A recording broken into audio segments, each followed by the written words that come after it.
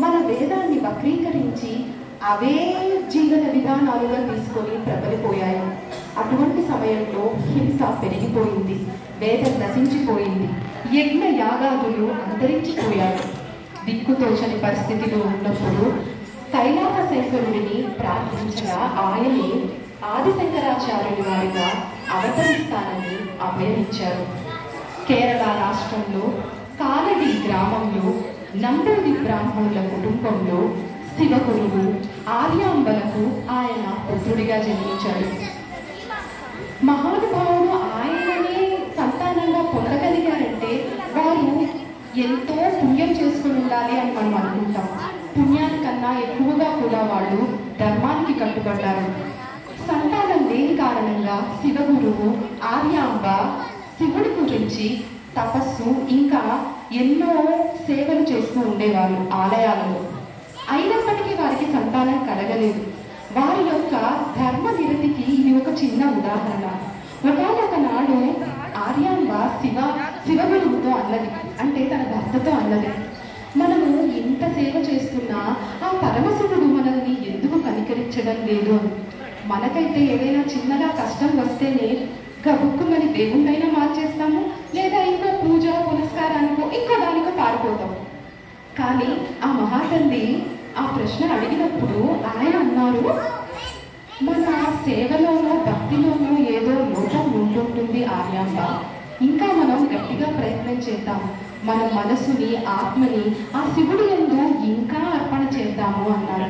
అందుకే కాబోలు ఆ కైలాస శంకరుడు ఆ కాలడి గ్రామంలో ఆ శివగురువు ఆర్యాంబను తన తల్లిదండ్రులుగా అవ్వడానికి అవకాశం ఇచ్చారు.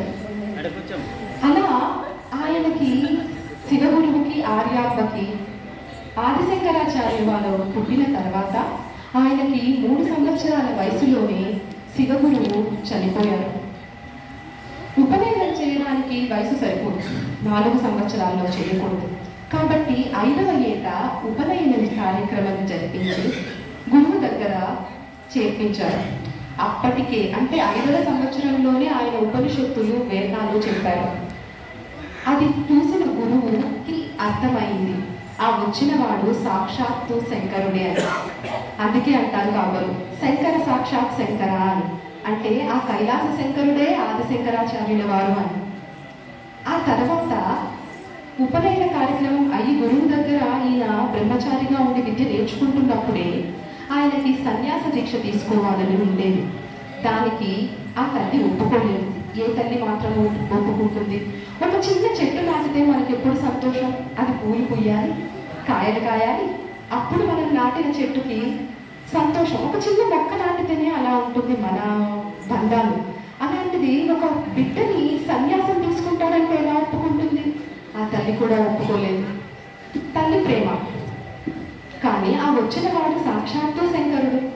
ఒకరోజు ఆయన సంధ్యావందన కార్యక్రమం చేసుకుంటున్నప్పుడు నీళ్ళల్లో మొసలి పట్టుకుంది. ఎప్పుడు చూసినా, అంటే గజేంద్ర మోక్షంలో కూడా మొసలే పట్టుకుంటుంది, మీరు గమనిస్తే ఇక్కడ కూడా మొసలే పట్టుకుంది నీళ్ళల్లో.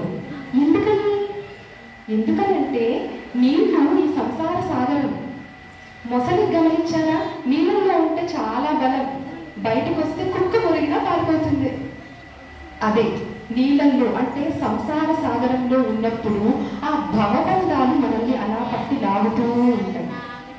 అందుకే అక్కడ మొసలే పట్టుకుంది, ఇక్కడ మొసలే పట్టుకుంది. అలా మొసలి పట్టుకుంటున్నప్పుడు శంకరాచార్యుల వారు తల్లిగారిని అడుగుతారు, అమ్మ మొసలి నన్ను పట్టుకుంది, ఇప్పుడు 2 విషయాలు జరగచ్చు. ఒకటి, ఈ మొసలి నన్ను చంపేయచ్చు. ఒకవేళ చంపేసింది, అలా చంపేస్తే ఇప్పుడు నేను బ్రహ్మచారిగా చనిపోతున్నాను, నా అంత్యక్రియలకు కూడా ధర్మం ప్రకారం వైకల్యం వస్తుంది.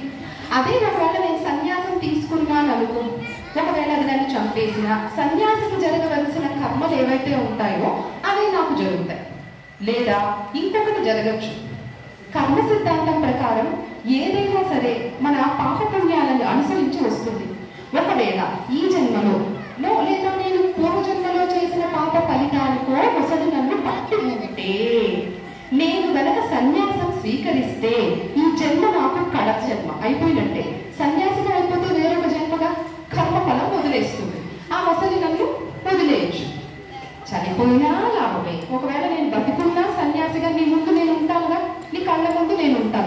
కనీసం ఇప్పుడైనా ఒప్పుకోమ్మా సన్యాసం తీసుకోవడానికి అని. అలా తీసుకునే సన్యాసాన్ని ఆపద్ధర్మ సన్యాసం అంటారు. అలా ఆ తల్లి ఒప్పుకుంటే సన్యాసం తీసుకున్నారు. ఇక్కడ మనం ఒక విషయం గమనించాలి. అంత ఆదిశంకరాచార్యులు వారు కూడా తల్లి ఆదేశం లేకుండా సన్యాసం చెయ్యలేదు.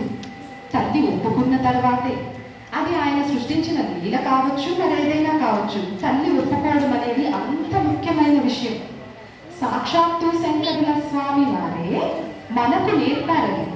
తల్లి తండ్రి యొక్క ఆదేశం లేకుండా నువ్వు అది ధర్మమే కావచ్చు చేయడానికి వీల్లేదు. ఆ విషయం మనకు కరాఖండిగా నేర్పారు.